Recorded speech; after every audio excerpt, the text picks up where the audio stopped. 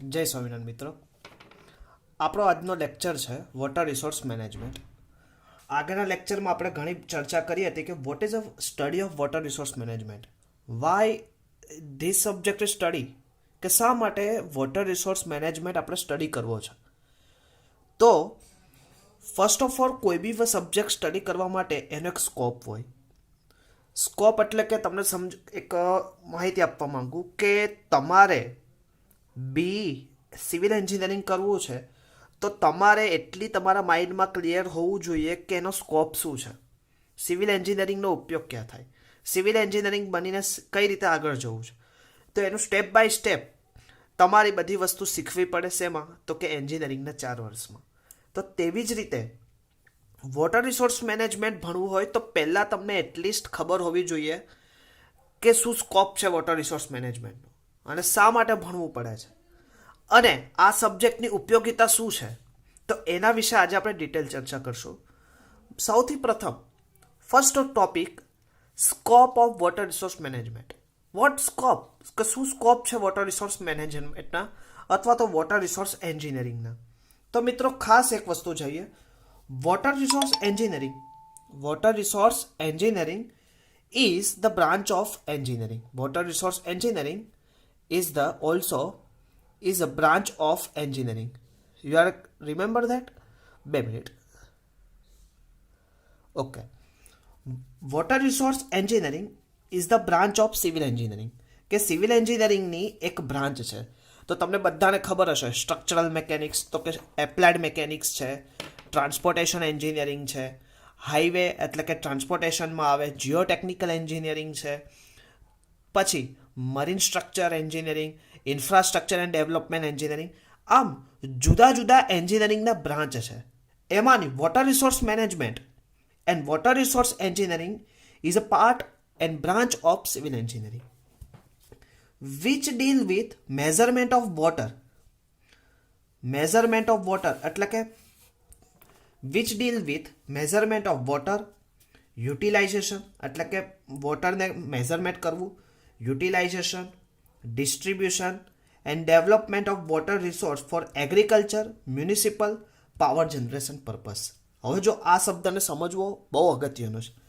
શું મેઝર કરવાનું છે? મેઝરમેન્ટ ઓફ વોટર,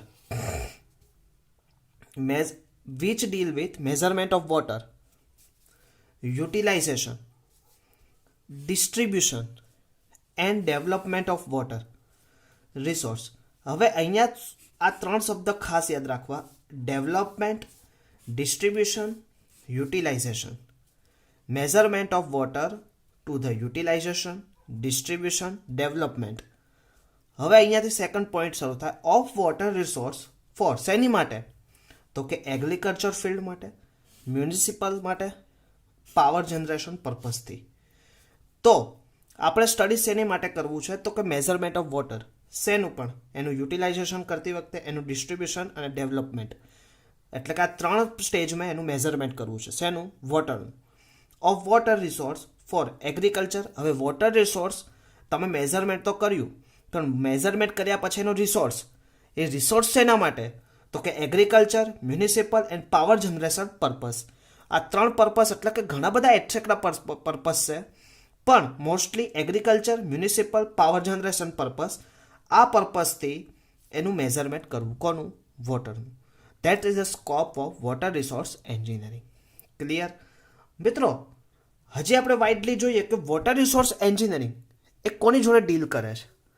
તો કે આ તો આપણે હજી સમજ્યા કે is the branch of civil engineering which deal with measurement of water, utilisation, distribution, development of water resource for agriculture, municipal and power generation purpose.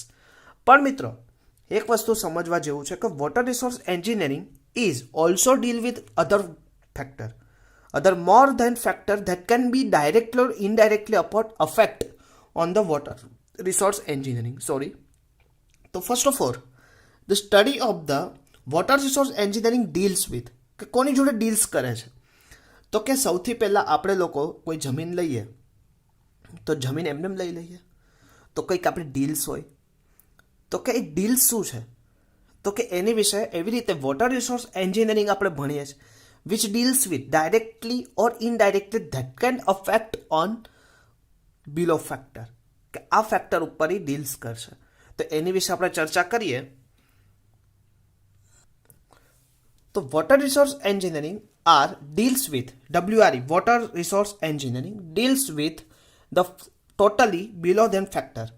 First of all, planning, designing, construction of hydraulic structure like dam, weir, barrage, canal, hydropower station and pipe network etc. ઘણું બધું આવે.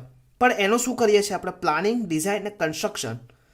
Planning, design and construction purpose is a deals. Planning, design and construction is a deals with water resource engineering. કોઈ બી વસ્તુનું plan કરવું હોય, design કરવું હોય, construction કરવું હોય, શેની માટે? Hydraulic structure, dam, barrage, weir, hydro electric power plant and pipe network.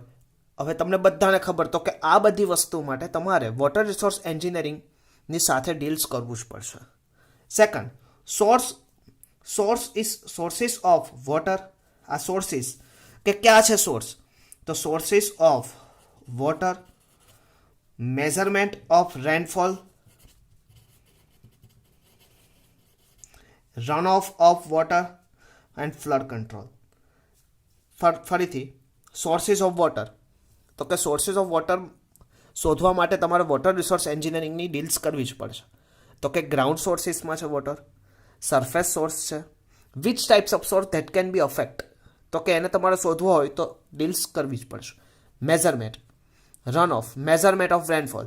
તમારે કોઈ જગ્યા વરસાદ કેટલો પડ્યો, કેવી રીતે પડ્યો એનું મેઝરમેન્ટ કરવું હશે તો એની માટે પણ water resource engineering is important subject.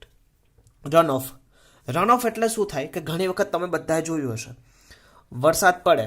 હવે વરસાદ પડે એટલે બધું પાણી એવું જરૂરી નથી કે જમીનની અંદર ઇન્ફિલ્ટ્રેટ થઈ જાય, કે જરૂરી નથી કે બધું પાણી ઇવાપોરેટ થઈ જાય. પણ જ્યારે વરસાદ પડે છે ત્યારે સૌથી વધારે પાણી શું થાય છે? રન ઓફ થાય છે. રન ઓફ એટલે કે વહી જવું. That water is run of water. તો કે એનો મેઝરમેન્ટ રેશિયો, એનું ડિસ્ચાર્જ કેટલું છે? ઘણી જગ્યાએ તમે સાંભળ્યું હશે કે ઉપરવાસમાંથી એટલો વરસાદ પડતા આટલું પાણી નીચે આટલું પાણી ડેમમાંથી છોડવામાં આવ્યું. તો છોડવામાં આવ્યું that is a run of water. Flood control. Flood control એટલે કે બચાવ, કે વધારે વરસાદ આવે એટલે that main purpose flood control, કે કેવી રીતે તમે નીચેના એરિયાને ફ્લડથી બચાવી શકો. That flood control is most important factor that affect the reservoir and also dam structure.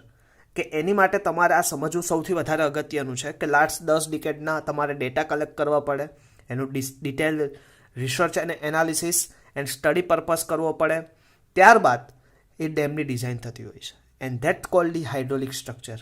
Clear? તો કે આ ડેટાને કલેક્શન કરવું, આ ડેટાનું વિષય અભ્યાસ કરવો, આ સમગ્ર કેવી રીતે અભ્યાસ કરવું એનું મિત્રો આપણા સબ્જેક્ટમાં ડિટેલ ભણવામાં આવશે. Next, watershed development. Watershed development is also WRE deals. Water harvesting techniques. Water harvesting techniques એટલે કે તમને બધાને ખબર છે ત્યાં ન્યૂ ટેકનિક્સ ચાલુ થઈ છે. વોટર હાર્વેસ્ટ કરવું, એ ગમે તે રીતે કરવું, ગ્રાઉન્ડ સ્ટોરેજ કરવું, કે પછી તમે કોઈ સ્ટોરેજ ટેન્ક કરો એમાં સ્ટોર કરવું. એટલીસ્ટ કેમે કરીને વોટરને આપણે હાર્વેસ્ટ કરી શકીએ એની new techniques that can study in this water resource engineering. Soil conservation and soil reclamation એ જે તે આપણે ચેપ્ટર આવશે ત્યારે આપણે એને ડિટેલ ચર્ચા કરશું. મૂળ આપણે એટલું શીખવું હતું કે વોટર રિસોર્સ એન્જિનિયરિંગ મિત્રો એ કોની સાથે ડીલ્સ કરે છે? તો planning, designing, construction of hydraulic structure, sources of water, measurement of rainfall, run off, flood control, watershed development. This is development is a first of all development. Water harvesting techniques, soil conservation and soil reclamation. યાદ રહેશે મિત્રો, water resource engineering is deals with below totally 6 factor: planning, designing, construction of hydraulic structure, sources, measurement, runoff and flood control. યાદ રાખવા માટે watershed development, water harvesting techniques, soil conservation, soil reclamation. યાદ રહેશે મિત્રો? Okay, તો હવે next question આપણો આવશે મિત્રો, ખૂબ જ અગત્યનો ક્વેશ્ચન કે necessity of water resource management. Water resource મેનેજમેન્ટની જરૂર કેમ પડી, તો એ આપણે જોઈએ. તો ફર્સ્ટ ઓફ ઓલ નેસેસિટી, જરૂરી ઓફ વોટર રિસોર્સ મેનેજમેન્ટ. હવે તમને બધાને ખબર છે મિત્રો, water is precious gift of given. હવે કેવી ગિફ્ટ? એક ગિફ્ટ સમાન છે વોટર. હવે એને આપણે શું કરવું પડે છે? Nature of the human beings, એક સમગ્ર માનવી માત્ર માટે પાણી સૌથી વધારે જરૂરી છે. તો પહેલા આપણે લખી શકીએ precious gift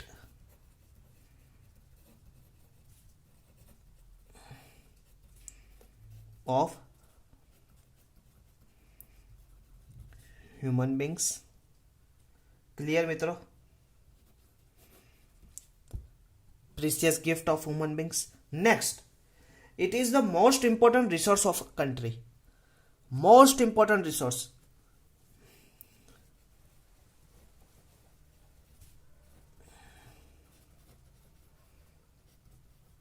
Next, and it is entire society as well. હવે પાણીનું બચાવ એક સમગ્ર વ્યક્તિ માટે ખૂબ જ જરૂરી છે. હવે પાણી તમને બધાને ખબર છે કે પાણી વગર આપણે એક જરીક પણ ચાલી શકતું નથી. તમને બધા એમાંથી પસાર થઈ ચૂક્યા છો કે ઘણી વખત પાણી નથી મળતું તો આપણે વલખા મારીએ છીએ. એક વખત ઘરેથી આપણે જોયું હોય ઘણી વખત કે 100 દિવસે એક વખત સવારના ટાઈમે પાણી જતું રહે છે તો આપણે કેટલા હડબડ થઈ જાય છે, આખી આપણી દિનચર્યામાં ગડબડ થઈ જાય છે. તો જે મિત્રો આપણા ભારત દેશમાં અમુક એવા વિસ્તારો પણ અંતરિયાળ વિસ્તારો છે કે જ્યાં હજી પણ પાણીની તંગી જેવી પ્રશ્ન થાય છે. તો એવી જગ્યાએ આ resource of country is prospective અને પ્રોસ્પરિટી માટે બહુ કામની વસ્તુ છે. કે કોઈ બી દેશને તમે વિકાસશીલ કે વિકસિત કહો, પણ એ દેશમાં અગત્યનું એક ફેક્ટર છે કે વોટર રિસોર્સ, કે તમારી પાસે વોટર રિસોર્સ માટેનું કેટલા સ્ટ્રક્ચરલ છે, તમારી પાસે એવા કયા મેથોડોલોજી છે કે તમે વોટર રિસોર્સ કરીને વાપરી શકો. કેમ કે બધાને ખબર છે સૌથી વધારે વરસાદ પડ્યા પછી જે તે વખતે 4 મહિના સુધી પેરેનિયલ સિઝન હોય ત્યાર સુધી પાણી આપણી પાસે હોય, ત્યારબાદ આપણી પાસે પાણી હોતું નથી. પણ આપણી પાસે એવા રિસોર્સની સૌથી વધારે ગરજ છે કે જે પછીના 4 મહિના પછીના મહિનાઓ માટે પાણીને સ્ટોર કરી શકે અને એનો આપણે યુઝ કરી શકીએ. આપણી માટે ખુશીની વસ્તુ છે કે આપણી નજીકમાં જ આ વસ્તુ જોવા મળે. આપણે દૂર તો પછી સરદાર સરોવર તો આપણું આખા દેશનું મોટું એક્ઝામ્પલ છે, પણ આપણી નજીકમાં જ સાબરમતી રિવર. હવે જોઈએ કે સાબરમતી રિવર આજથી 2004 પહેલાં, 2004 મને ખાસ યાદ છે, 2004 પહેલાં સાબરમતી રિવર ઉપર આપણે જોવા જઈએ તો આપણને સમગ્ર આમ જોવી ના ગમે, અને આખી કેવી હોય, આખું ખાલી પટ હોય, લોકો અંદર વોકિંગ કરતા હોય. પણ આજે જે સાબરમતી રિવર તમે જોવો છો કે 12 માસ પાણીથી ભરેલી હોય છે. Is a reason of water resource engineering, is a man resource and deals with water resource engineering. કેમે કરીને આ થઈ શકે તે એ તમારે આ સબ્જેક્ટમાં ભણવાનું છે. મિત્રો ખાસ એક ઇન્ટરેસ્ટ ડેવલપ કરો. કોઈ બી સબ્જેક્ટ હોય જો ઇન્ટરેસ્ટથી તમે ભણશો ને તો એમાં તમને મજા આવશે. એટલે ઇન્ટરેસ્ટ ડેવલપ કરો. એક અંદરથી એક શક્તિ હોય જ છે આપણામાં, પણ એ શક્તિને આપણે બહાર નથી લાવતા. એટલે મિત્રો ખાસ એક ઇન્ટરેસ્ટ ડેવલપ કરો. નેક્સ્ટ, હવે તમને બધાને ખબર છે no life is possible without water. No life possible without water. આપણે બધાને ખબર છે. Clear? No life possible without water. Next આપણે જોઈએ. હવે it is unique position among the other nature resource like fuel, mineral, livestock, etc. because of country cannot survive without water. તમારી પાસે તેલના કૂવાઓ હશે, તમારી પાસે ફ્યુલ હશે, તમારી પાસે સૌથી વધારે ન્યુક્લિયર પાવર પ્લાન્ટની શક્તિ હશે, પણ એ દેશને પણ પાણી વગર નહીં ચાલે. હવે તમને બધાને ખબર છે સાઉદીની સિટીઓ કે એમાં તેલનો ભંડોળ સૌથી વધારે, પણ પાણીની ખામી. તો કે પાણીનું આયાતિંગ કરવું પડે. એ તો પણ નવી નવી ટેકનિક્સો યુઝ થઈ તો ખારા પાણીનું એ લોકોએ કરવાનું શરૂ કર્યું. બટ એ પણ કેટલું કોસ્ટલી કંઈક ટેકનિક્સનો યુઝ કર્યો. That techniques is also in study in water resource engineering. Clear? તો લખી શકીએ તો કે રિસોર્સ ઓફ વોટર તમને ઘણી બધી બીજી સવલતો મળે, પણ water is important to the all the human beings. તો necessity of water resource management તે તમને ખબર પડશે. ક્લિયર? હવે અત્યારે આપણે શું સ્ટડી કર્યું? First of all scope of water resource management. Next water resource engineering કોની સાથે ડીલ્સ કરે છે. And third necessity of water resource management. મિત્રો હવે આપણે આગળ ભણવું છે કે સર વોટર રિસોર્સ મેનેજમેન્ટને તમે વાત કરો છો, પણ આપણને હજી થોડુંક જાગતા ન મળતું હોય તો હજુ તમને થોડુંક કહેવા માંગુ છું. The distribution of water on અર્થ, કે અર્થ ઉપર પાણી કેટલું છે, પાણીનું ડિસ્ટ્રીબ્યુશન કેવી રીતે થયું છે, તો એના વિશે આપણે ચર્ચા કરીએ. મિત્રો હવે તમને બધાને સૌથી પહેલાં નાના હતા ત્યારથી આપણે ભણેલા છીએ કે પૃથ્વીના આપણે ટોટલ 4 પાર્ટ્સ ડિવાઈડ કરીએ તો 4માંથી 3 parts of water, 3 parts of water એટલે કે 71 પાર્ટ્સ ઓફ વોટર છે. ક્લિયર? પણ તમને બધાને ખબર છે એ વોટર કેવું છે? ખારું પાણીનું. હવે એમાં બી આપણે વોટરને ડિસ્ટ્રીબ્યુશન કરવું હોય તો સૌથી પહેલાં લઈએ ઇન સી એન્ડ ઓશન્સ. તો કેટલું આવશે? 97%. 97% તો ખાલી દરિયાનું જ છે. ત્યારબાદ આપણે કરીએ એટ પોલર આઈસ, એટલે કે જે નોર્થ અને આપણા જે પૃથ્વીના ટોપ પોઈન્ટ ઉપર શું છે તમને બધાને ખબર છે, આઈસ. તો કે એ જે આઈસ કેટલું છે તો આપણી પાસે 2%, તો કે સ્ટોરેજ આઈસ છે. નેક્સ્ટ એઝ ગ્રાઉન્ડ વોટર, કે જમીનની અંદર આપણે જે વેલ દ્વારા અત્યારે ખેંચવાનો સૌથી વધારે પ્રયત્ન કરીએ તો એ કેટલું છે? 0.75%. ઇન લેક્સ, રિવર્સ, કે સરોવર કો, રિવર્સ કો, કે એના દ્વારા આપણી પાસે અત્યારે સૌથી વધારે કેટલું વોટર છે? 0.25%. તો આમ તમે ટોટલ કરો તો જો તો 100% થઈ જાય છે. ક્લિયર? તો આ દ્વારા આપણને થોડુંક આમ ખ્યાલ આવે તો કે આપણે કેટલા પર્સન્ટ વોટરમાં આપણે યુઝેબલ થાય એટલું વોટર કેટલું છે? 75 એન્ડ 25. હા, 2%માંથી કદાચ મેલ્ટિંગ થાય, પણ મેલ્ટિંગ થાય otherwise that can be green house effect. એટલે કે મેલ્ટિંગ તો થવું જ ન જોઈએ, પણ થાય છે ને એનો યુઝ કરીશું 2 નંબર. પણ 75 and 25% water that can use in, એટલે કે ઓલરેડી 1% જેટલું વોટર આપણને શું થાય છે? પીવા લાયક પ્રાપ્ત થાય. ક્લિયર?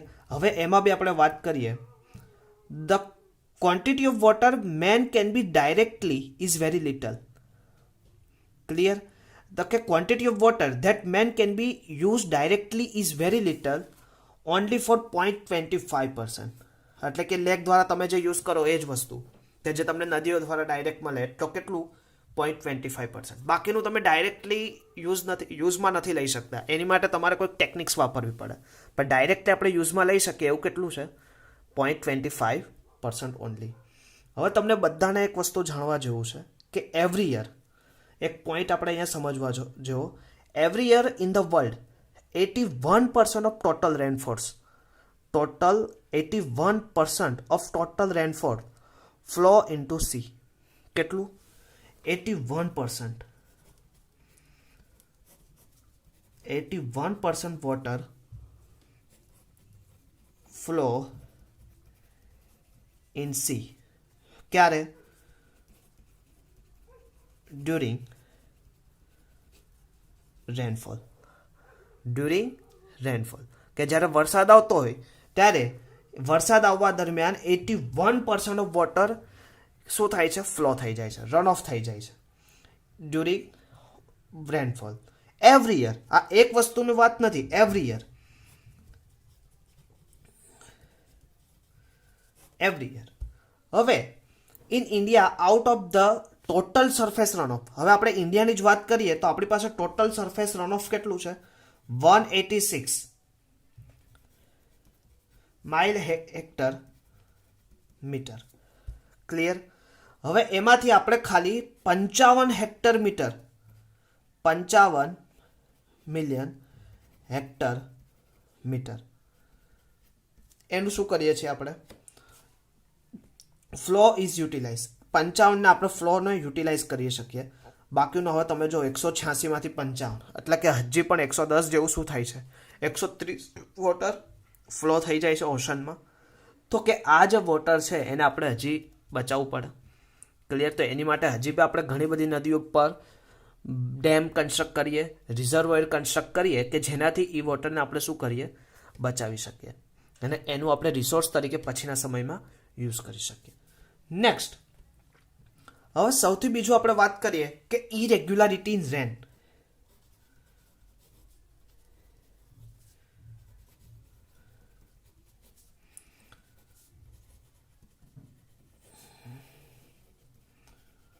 ઇરેગ્યુલારિટી in rainy season. તો ફોર એક્ઝામ્પલ આપણે વાત કરીએ ઇનરેગ્યુલારિટી કેવી રીતે કહી શકાય મિત્રો? તો સૌથી પહેલાં આપણા ભારતની જ વાત કરીએ બે પાર્ટ. એક જ આપણે હું એક્ઝામ્પલ આપું તમને. ચેરાપુંજી, તમે નાનેથી આ સાંભળ્યું હશે. હવે ચેરાપુંજીમાં એન્યુઅલી લગભગ આપણે જોઈએ તો કે 1200 centimetre on an average 1200 centimetre water આવે. 1200 સેન્ટીમીટર એટલે કે ફૂટપટ્ટીથી તમે માપો તો આપણે ફૂટપટ્ટી તમારી 15 સેન્ટીમીટર, એવી રીતે 1200 સેન્ટીમીટર વોટર એકલા ચેરાપુંજીમાં પડે છે. એની સામે હું રાજસ્થાનની વાત કરું, રાજસ્થાનનો રણ પ્રદેશ એટલે કે રાજસ્થાનનો હું ડેઝર્ટ એવો પ્રદેશની વાત કરું કે જ્યાં ઓન એવરેજ મિનિમમ 12 સેન્ટીમીટર વરસાદ પડે. હવે આ બંનેનું જો તમે ઇરેગ્યુલારિટી એટલે કે ઇરેગ્યુલારિટી તો કે એન્યુઅલી રેનફોલમાં ઇરેગ્યુલારિટીને બી આપણે એક મોટો ફેક્ટર ગણી શકીએ. અને બીજું factor due to over population, આને બી આપણે એક ફેક્ટર તરીકે કન્સિડર કરી શકીએ. ઓવર પોપ્યુલેશન તો કે તમને બધા મિત્રો ખબર છે કે દિવસે ને દિવસે આપણે બધાને એક તો શહેરમાં આવું ગમે છે. હવે શહેરમાં લોકોનો વસવાટ વધતો જાય, સંખ્યા વધતી જાય, પોપ્યુલેશન ઇન્ક્રીઝ થતું જાય, તો એની સામે આપણે વોટરને બી શું કરવું પડે? ફ્લો ડિસ્ટ્રીબ્યુશન, માંગ વધે. ખબર પડી? તો કે એની સામે આપણી પાસે એટલું વોટર જ નથી હોતું. હવે એની સામે જેટલું જરૂર હોય એની કરતાં ડિમાન્ડ વધી જાય તો એની સામે શું કરવું પડે? સપ્લાય વધારવો પડે. પણ સપ્લાય હોય જ નહીં તો વધારવું ક્યાંથી? તો કે આખી સપ્લાય ચેનમાં શું થાય? તૂટી જાય. તો એની માટે વાત કરીએ તો કે એક રિસોર્સ આપણી પાસે હોવો જરૂરી છે. પછી નકર શું કરવું પડે કે કાપ મૂકવો પડે, બીજા વિસ્તારને ટાઈમ ટુ ટાઈમ આપવાનું ચાલુ કરવું પડે. એટલે બીજા રસ્તાઓ ઘણા બધા હોય પણ સપ્લાય ચેન કન્ટિન્યુઅસલી બ્રેક થઈ જાય. તો કે due to over population and higher usage level. એક તો ડ્યુ ટુ ઓવર પોપ્યુલેશન અને બીજું હાયર યુસેજ લેવલ. હવે તમને બધાને ખબર છે, પહેલાં આપણે લોકો ડાયરેક્ટલી જ તમને કહી દઉં, આપણે બાથની વાત કરીએ તો પહેલાં આપણે લોકો કેવું સિમ્પલ બાથ લેતા. આજે શાવર લઈએ તો પાણી વધારે જાય. બીજું આપણે વાત કરીએ, આપણે લોકો તમને બધાને ખબર છે આપણે જઈએ ટોયલેટ. હવે ટોયલેટમાં પહેલાં આપણે ટોયલેટ જે યુઝ કરતા તો એમાં તમને બધાને ખબર છે ટબને બાલ્ટી લઈને જતા, એમાં કોઈ હસવાની વસ્તુ નથી. પણ આજે આપણે બધાના પાસે શું આવી ગયા? ફ્લશ. હવે ફ્લશને લીધે શું થયું? વોટર વધારે યુઝ થયું. એટલે કે આપણે લોકો મોડર્નાઇઝેશન બનતા ગયા, પણ મોડર્નાઇઝેશનને લીધે આપણે લોકો શું કર્યું? વોટરને ઘણી રીતે ગેરઉપયોગ કરી દીધો. હવે તમને બધાને ખબર છે કે જે વોટર એ યુઝ થયું, ચલો આપણી પાસે ટેકનિક્સ છે, પણ ટેકનિક્સની સામે જે આપણે ફર્સ્ટ ઓફ ઓલ આપણે એને બચાવી શકતા હોય એમાં તો આપણે કાચા પડ્યા ને. તો કે શું થયું? Due to over population, high usage level of water in urban area, water supply agency are unable to cope up the demand. એ ડિમાન્ડને પહોંચી વળવા માટે શું થઈ? અશક્ત બની. અને એની માટે પછી આપણે શું કરવું પડ્યું? સરફેસની સરાઉન્ડિંગમાં like dams, river, reservoir etcetera that is શું થયું? ડિમાન્ડને પહોંચી વળવા માટે અસક્ષમ રહ્યા. તો એની માટે તમારે શું કરવું પડ્યું? ડ્રેજિંગ કરવું પડ્યું અને ગ્રાઉન્ડ વોટર સપ્લાયનો શું કરવું પડ્યું? યુઝ કરવો પડ્યો. Ground water supply additionally use. હવે આમ તો આ ગ્રાઉન્ડ વોટર સપ્લાય શેની માટે હતું કે એક સ્ટોરેજ ઓફ ધ વોટર, પણ આજે આપણે આ પહોંચી વળવા માટે આપણે શું કરવું પડ્યું, એનું સ્ટોર કરવું, એનું સ્ટોરેજનું આપણે શું કરવું પડ્યું, યુઝ કરવું પડ્યું. This is lead of digging of individual tun well by house owner. Replacement of groundwater has disturbed drastically reduced due to paving of open area. Thereof domestic uses, industrial uses, health, electrical generation, transportation. The management of water resource is very important. કે સૌથી વધારે કઈ જગ્યાએ તો કે domestic use છે, ઘરઘરાવ use, industrial use, health, electrical generation, transportation, આવી ઘણી બધી જગ્યાએ વોટર રિસોર્સ મેનેજમેન્ટની સૌથી વધારે જરૂરિયાત છે. તો main reason of increase water demand, કે એવું તો શું મેન રીઝન છે, કયા રીઝન છે કે જેની આપણે વોટર ડિમાન્ડ વધી, તો કે એને આપણે કારણો થોડાક સમજી લઈએ. તો કયા કયા છે, તો કે main reason of increase water demand is, તો ફર્સ્ટ ઓફ ઓલ તમને બધાને ખબર છે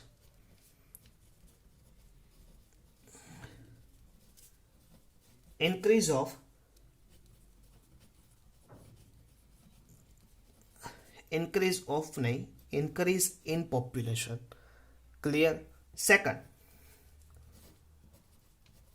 urbanization.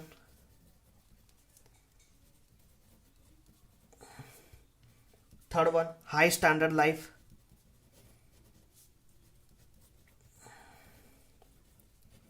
લોકોની સ્ટાન્ડર્ડ લાઈફ, હમણાં આપણે ઉપર જ ચર્ચા કરી, high standard lifestyle, over irrigation,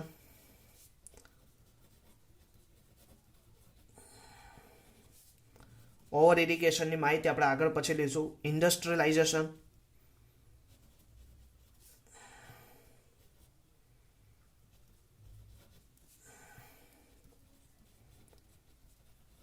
lake of proper planning,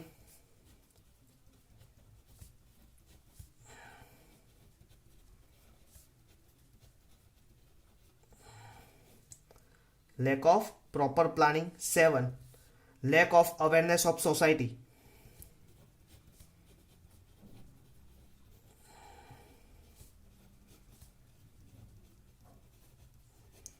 તો કે આપણે લોકો ફર્સ્ટ ઓફ ઓલ હવે પાણીને બચાવવું હશે તો સૌથી પહેલાં આપણે જ જાગવું પડશે. તો first of all increase in population, urbanisation, એટલે કે લોકોને શહેરમાંથી ગામડામાંથી શહેરમાં આવવાની ઈચ્છાઓ જાગી, high standard of lifestyle, over irrigation, industrialisation, lack of proper planning and lack of awareness of society. બીજા આપણે વાત કરીએ next, lack of provision of rules and regulation. Lack of provision of rules and regulation. આ તો મિત્રો પછીથી ખબર પડી એટલે આપણે લોકો શું કર્યું, પાણીને બચાવવા માટે સોસાયટી આપણે મીટરો પ્રોવાઈડ કરીએ, પણ પહેલાં આપણને આવી કોઈ ઈચ્છા હતી નહીં, એટલે પાછળથી આપણે બધું ઘણા બધા રૂલ્સ એન્ડ રેગ્યુલેશન લાવ્યા, પણ એનાથી આપણને ઘણો બધો ફાયદો થયો. એટલે પછી આપણે એકબીજાને ચર્ચા કરીએ કે તમારે કેટલું બિલ આવ્યું, તમારે કેટલું, એટલે 100 રૂપિયા 200 રૂપિયા બિલ આવવાનું ચાલુ થયું, પણ એટલીસ્ટ વોટરનો સપ્લાયનો જરૂરી જથ્થો શું થયો, રિઝર્વ રહ્યો, એટલે કે બીજી રીતે તમે વાપરી શકો. તો કે provision, rules and regulation. 9, most important factor, pollution. And 10, lack of recycling water.